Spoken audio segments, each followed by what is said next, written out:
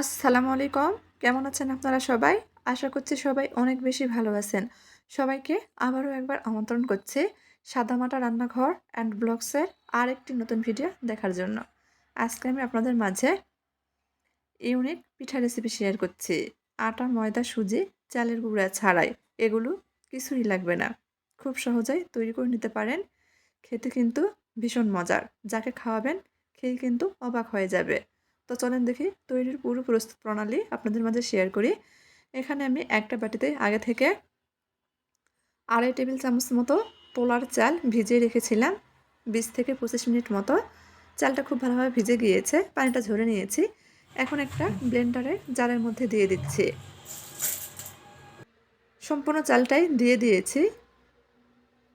সামান্য পরিমাণ দুধ দিয়ে দিব, ব্লেন্ড করে নিব। চালটা ব্লেন্ডারে পেস্ট করে নিয়েছি। একটা বাটিতে ঢেলে নিব, সাইডে রেখে দিব।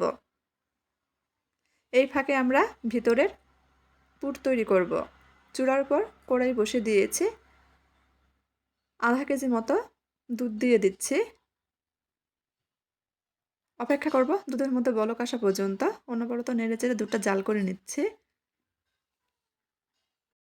দুধটা জাল করে ঘন করে নিতে হবে।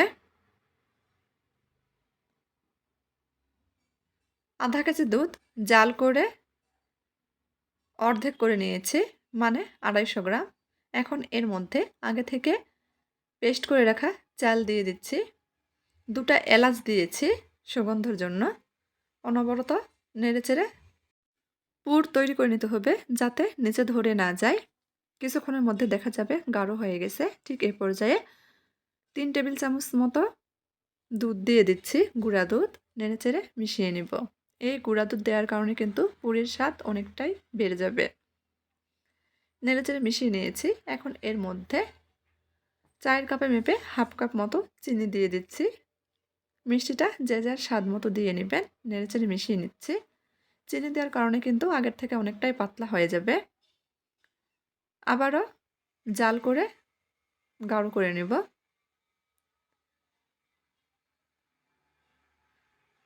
আগের থেকে পুরটা কিন্তু অনেকটাই গাঢ় হয়ে গেছে।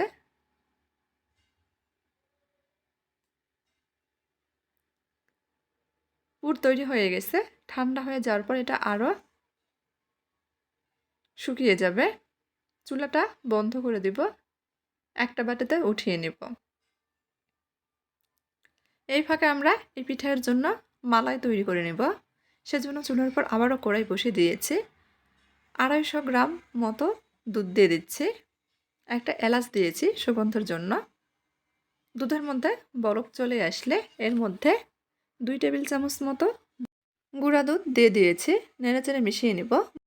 গুঁড়া দুধ দেওয়ার কারণে মালাইটা দ্রুত ঘন হয়ে যাবে। এখন এর মধ্যে 1.5 টেবিল চামচ মতো চিনি দিচ্ছি। মালাইটা হালকা মিষ্টি করব।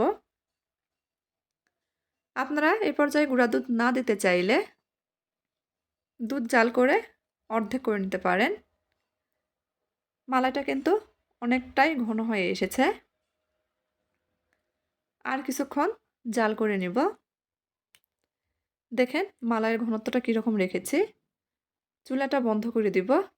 ঢাকনাতে ঢেকে সাইডে রেখে দিচ্ছি। এদিকে আমি কয়েকটা পাউরুটি নিয়েছি। চারপাশের শক্ত লাল অংশটা ছুরি দিয়ে কেটে বাদ দিয়ে দিচ্ছি। তবে এগুলো ফেলে দিব না, পরবর্তীতে যে কোনো কাজে লাগানো যাবে।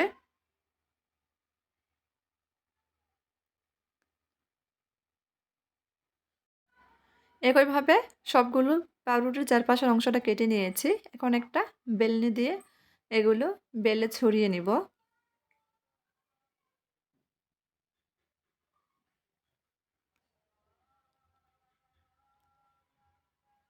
সবগুলো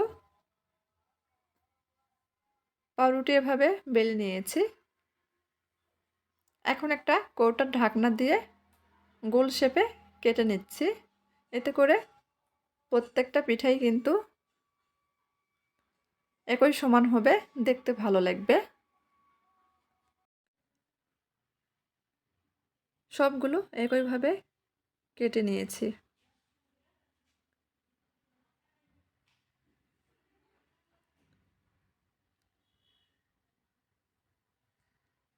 এখন একটা কাটা রুটি নিয়ে নিয়েছি, মাঝখানে তৈরি করে রাখা পুর দিয়ে দিচ্ছি, দুপাশ থেকে উঠিয়ে হাত দিয়ে চেপে চেপে মুখটা বন্ধ করে দিচ্ছি, যাতে ভেতরে পুরটা বাহিরে খুলে বেরিয়ে আসতে না পারে। পুলি পিঠার শেপ দিয়ে নিচ্ছি। একবার এভাবে পিঠা তৈরি করে দেখতে পারেন, ছোট থেকে বড় সবাই কিন্তু অনেক পছন্দ করবে,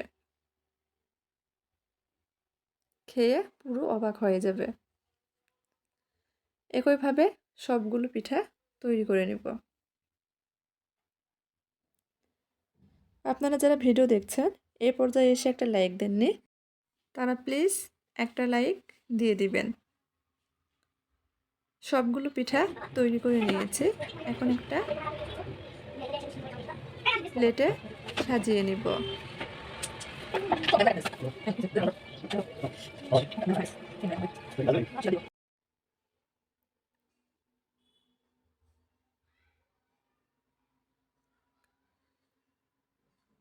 প্লেটে সাজিয়ে নিয়েছি, এখন তৈরি করে রাখা মালাই উপর থেকে দিয়ে দিব।